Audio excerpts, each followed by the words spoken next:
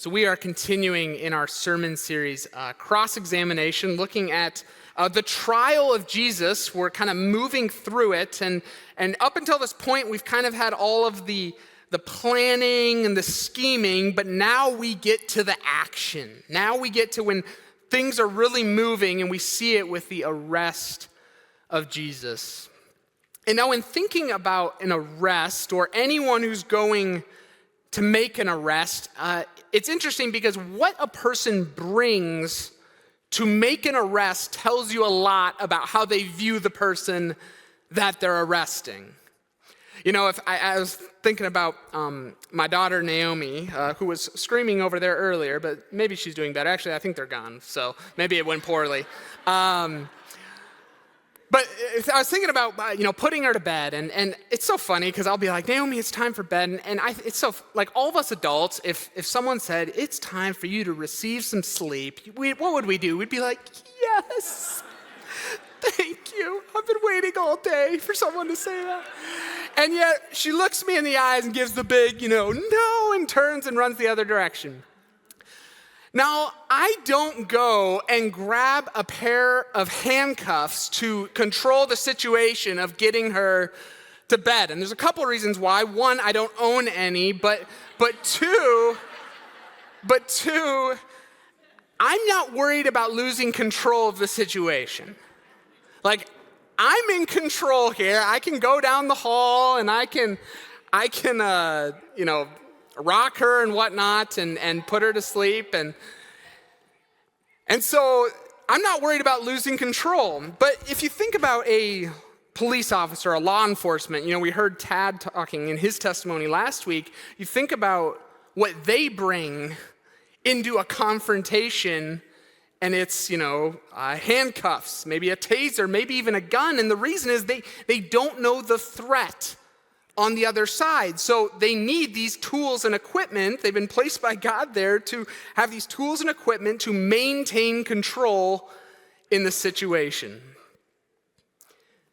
And the greater the threat, the more maybe people, maybe the more officers, the greater the tools and equipment and weapons needed to maintain control. And so when thinking about now this arrest that Jesus is going through, it's interesting to note how the people arresting him view him. We see here, it says, and even as Jesus said this, Judas, one of the 12 disciples, arrived with a crowd of men armed with swords and clubs. They had been sent by the leading priests and elders of the people. Swords and clubs. I mean, that tells you a lot about how they view Jesus. They see him as a threat. They see him as a threat, and so they think they need to get control back by doing what we do in the world when we need control, by bringing weapons and trying to go through violence to get that control. But it's interesting wondering why they even view Jesus as a threat in the first place. I mean, he wasn't like Barabbas. He wasn't this revolutionary who was a murderer and was this huge, threat to society. Jesus didn't harm anyone. He hadn't harmed anyone in his life, and yet they see him. They see the crowds growing. They hear about the miracles that he's doing, and they see him as a threat. And so they come and they are expecting a fight, and they bring weapons with them. Now, the crowd coming views Jesus as a threat, but what's even more interesting is that the disciples themselves think that see them viewing Jesus as a threat. These crowd coming, they think they're in control of the situation with these swords and clubs, and the disciples think they're in control too. We see what happens here. It says, as they're arresting him, then the others grabbed Jesus and arrested him. But one of the men with Jesus pulled out his sword and struck the high priest's slave, slashing off his ear. It's kind of funny in Matthew, Mark, and Luke, each of those gospels, it says one of the men. And yet in the Gospel of John, it discloses that it's Peter. And so I don't know if John just, some beef with Peter and it just drops it in there. But so we know this is Peter. And Peter feels the threat. I mean, he feels this unjust threat coming against him, coming against Jesus. And so Peter responds in the only way that he knows how to respond in a worldly sense of how to regain control. He pulls out his sword, he swings, and he slashes off the man's ear. And now I don't think we have to think too hard to realize Peter wasn't aiming for the ear. No one just goes after the ear. Peter was going for a kill shot here, and by the grace of God, he missed. But Peter, he's trying to get control back. He sees these people attacking Jesus, right? This guy he's been following. They're about to arrest him, and so he's got to fight back, right? He's got to defend Jesus. That's what a good follower of Jesus would do, right?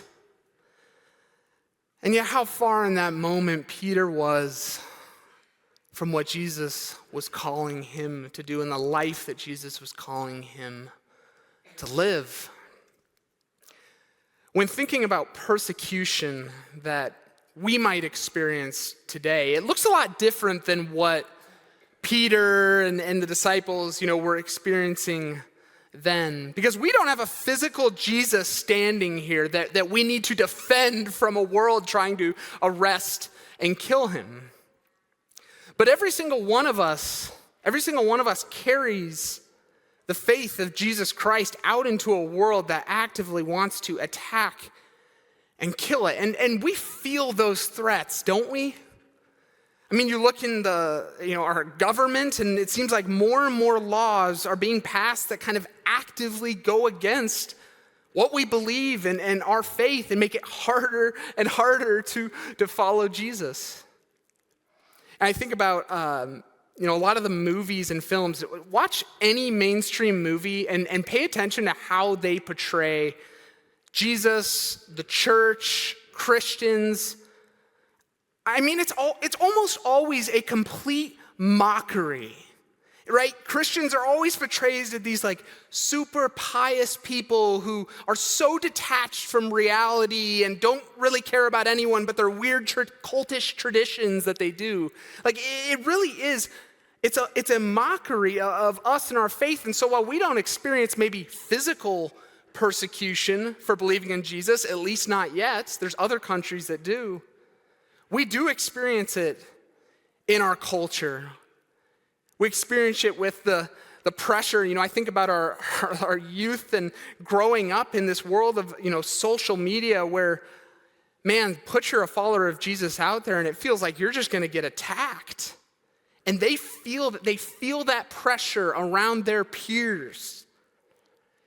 And as more and more pressure comes, as the threats get bigger and bigger, because it's probably only going to get worse, the temptation for us, as we're maybe losing more and more control and we feel more and more helpless, the temptation is to be like Peter, to pull out our sword and respond to the world the way the world responds. And we pull out our sword and we fight back with these hate-filled rebuttals, and we grab our club and hop on social media and we fight back because we're defending Jesus, right? We're defending him. That's how we keep Jesus in control. We fight back. Put away your sword, Jesus told them. Put away your sword, Jesus tells us. Those who use the sword will die by the sword. Don't you realize that I could ask my Father for thousands of angels to protect us, and he would send them instantly? Jesus is calling every single one of us who experiences threats and persecutions and pressure from the world. He's calling us to respond by putting away our sword.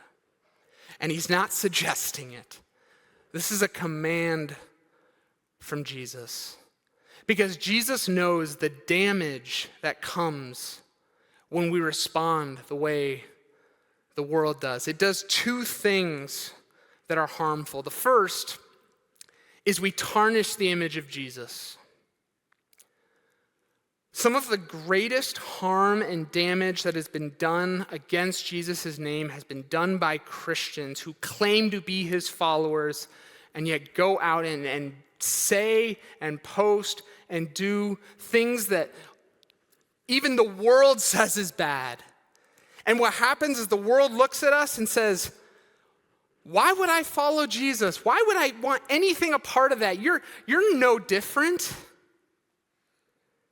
As the people who are called to go into this world and to shine the light of Jesus, we instead actively extinguish it.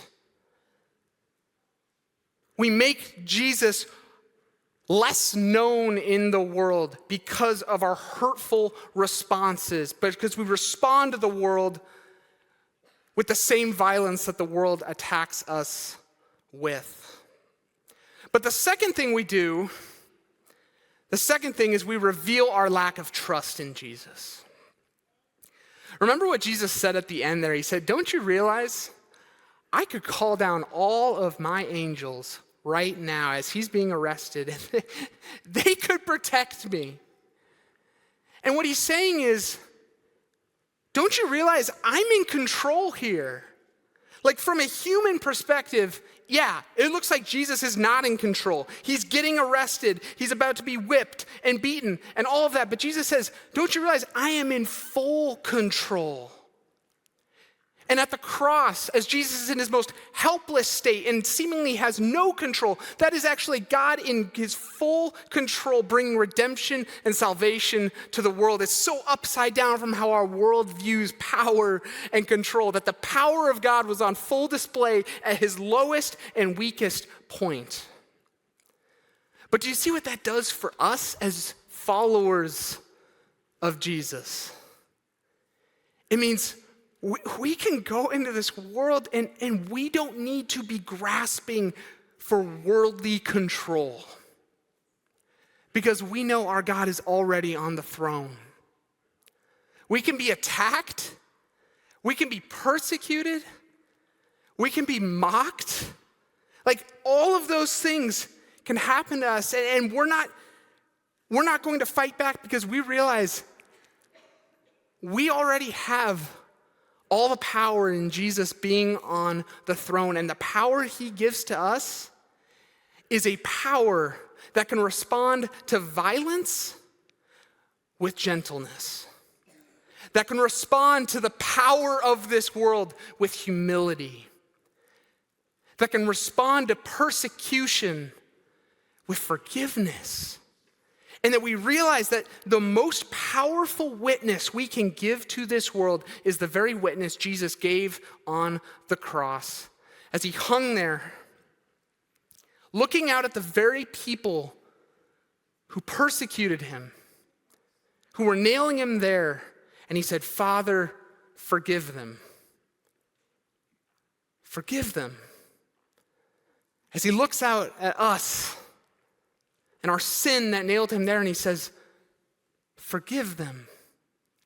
He brings healing and reconciliation.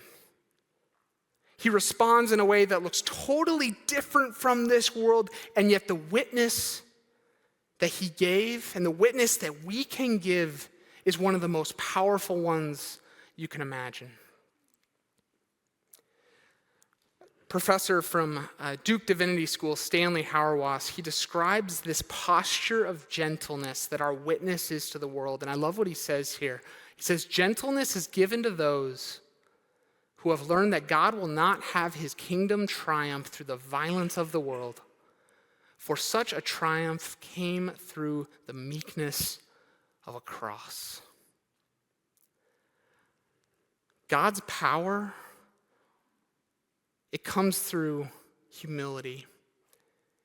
It comes through bringing healing and reconciliation in this world. And we can truly endure all things because we know our God's on the throne. There is no threat to that. He is in control. And we are now called to be his witnesses into a world and point to him and show people the love, the forgiveness, the healing that he has for them to the degree that he has done it for us as well. Let us pray. Lord, I pray over the group of people here tonight, those watching online, because every single one of us has that tension, that pressure that we feel from a culture that does not seek you, Lord, that actively hates you in many instances.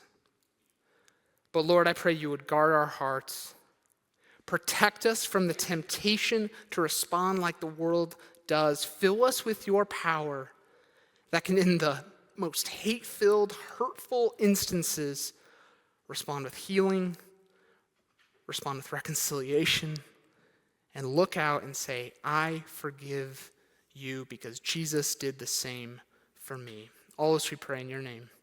Amen.